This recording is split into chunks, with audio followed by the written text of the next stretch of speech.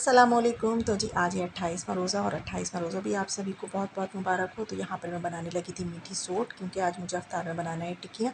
तो मैंने दोपहर में ही ना आलू बुखारा और इमली को भिगो कर रख दिया था गर्म पानी में।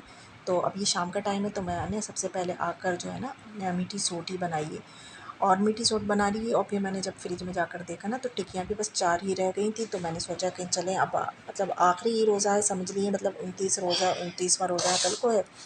तो मैंने कहा चलें आज जो है ना चारों ही फ्राई कर लेती हूँ। और अच्छा, हमारे बेटे साहब ने भी कहा कि मम्मू आज मेरे लिए अलग से फ्राई करके मुझे अलग से बना कर देना, क्योंकि उनका ये होता है ना कि अगर वो चाट खाने में बाहर भी जाते हैं तो वो टिक्की को खाली नमक डलवा कर खाते हैं राजू भैया से। तो यहाँ पर तो मैंने ऑलरेडी इसमें नमक मिर्च डालकर ये टिक्कियाँ बनाई थी। तो यहाँ पर हमारी आज बेटी को शौक चढ़ रहा था कि प्लेटिंग जो है तो मैं करूँगी। तो मैंने कहा चलो आज आप कर लो। तो ये कल के बचे हुए चने लोबिया रखे हुए थे, तो मैंने उनको भी थोड़ा सा गुनगुना ही कर लिया था इस फ्राई पैन में ही डालकर।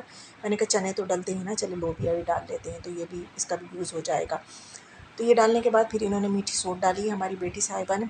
तो ये कुछ बचाने की कोशिश कर रही थी, इन्होंने बचा ली थी पैन में। तो फिर मैंने ना सारी स्पैचुला से लेकर सब साफ़ करके मैंने डाल दी थी, क्योंकि थोड़ी सी मैंने बनाई थी। तो मैंने सोचा बचाने से क्या फ़ायदा, सभी डाल देते हैं। तो आज जो है ना खूब सारी सोट डली, खूब चटनी डली, तो बड़ी अच्छी हो गई थी आज की, तो बहुत ही अच्छी हो गई थी टिक्कियाँ।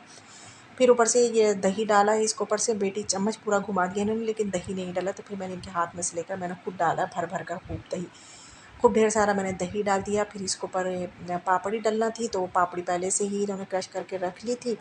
और अच्छा, पापड़ी भी अब ख़त्म ही हो गई थी, बिल्कुल पका नहीं रही है ना, बस अब एंड है ना, तो सारी चीज़ें सिमट ही रही हैं। अच्छा, चटनी के ये क्यूब्स थे, तो मैंने इसमें नमक डालकर थोड़ा सा पानी डालकर रख दिया था कि डीप फ्रोज़ हो जाए। तो वो चटनी मैंने डाल दी थी, ऊपर से डलवा दी थी।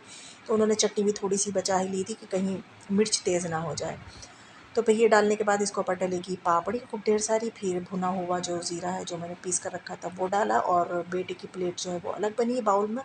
बस उन्होंने मीठी सोट डलवाई थी ऊपर से, और कुछ नहीं डलवाया था। तो ये हमारी चाट जो है वो तैयार हो गई है, और ये हमारे बेटे की।